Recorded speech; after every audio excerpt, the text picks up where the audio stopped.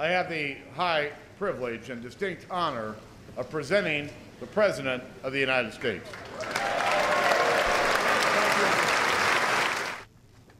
In a single generation, revolutions in technology have transformed the way we live, work, and do business.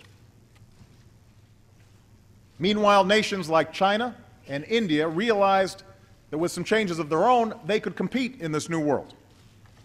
And so they started educating their children earlier and longer, with greater emphasis on math and science.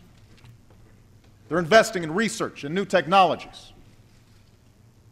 Just recently, China became the home to the world's largest private solar research facility and the world's fastest computer. So yes, the world has changed.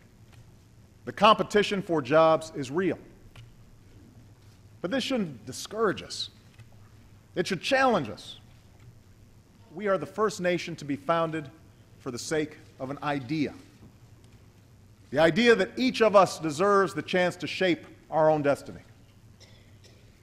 That's why centuries of pioneers and immigrants have risked everything to come here. That's why our students don't just memorize equations, but answer questions like, what do you think of that idea? What would you change about the world? What do you want to be when you grow up? But if we want to win the future, if we want innovation to produce jobs in America and not overseas, then we also have to win the race to educate our kids. Think about it. Over the next 10 years, nearly half of all new jobs will require education that goes beyond a high school education. And yet, as many as a quarter of our students aren't even finishing high school. The quality of our math and science education lags behind many other nations. America's fallen to 9th in the proportion of young people with a college degree. And so the question is whether all of us, as citizens and as parents, are willing to do what's necessary to give every child a chance to succeed. That responsibility begins not in our classrooms, but in our homes and communities.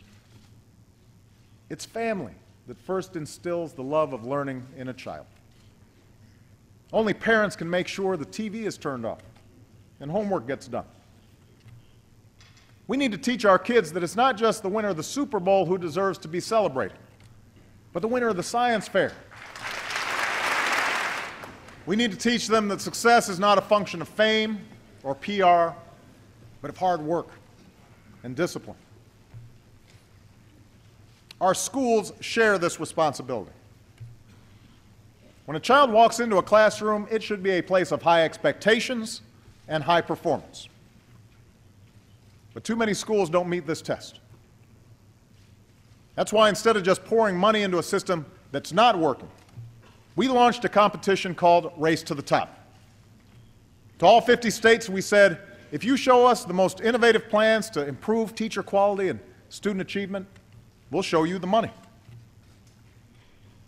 And Race to the Top should be the approach we follow this year as we replace No Child Left Behind with a law that's more flexible and focused on what's best for our kids.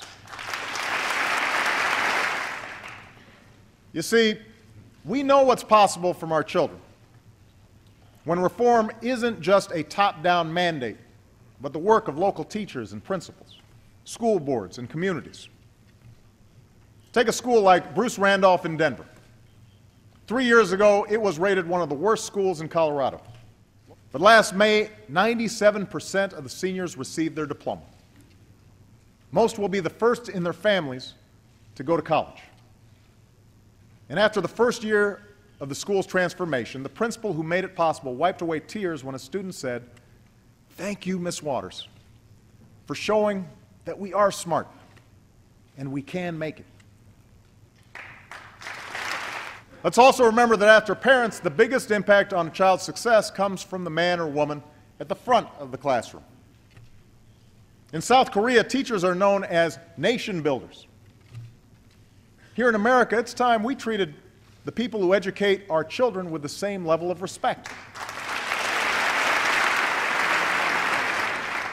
We want to reward good teachers and stop making excuses for bad ones. And over the next 10 years, with so many baby boomers retiring from our classrooms, we want to prepare 100,000 new teachers in the fields of science and technology and engineering and math.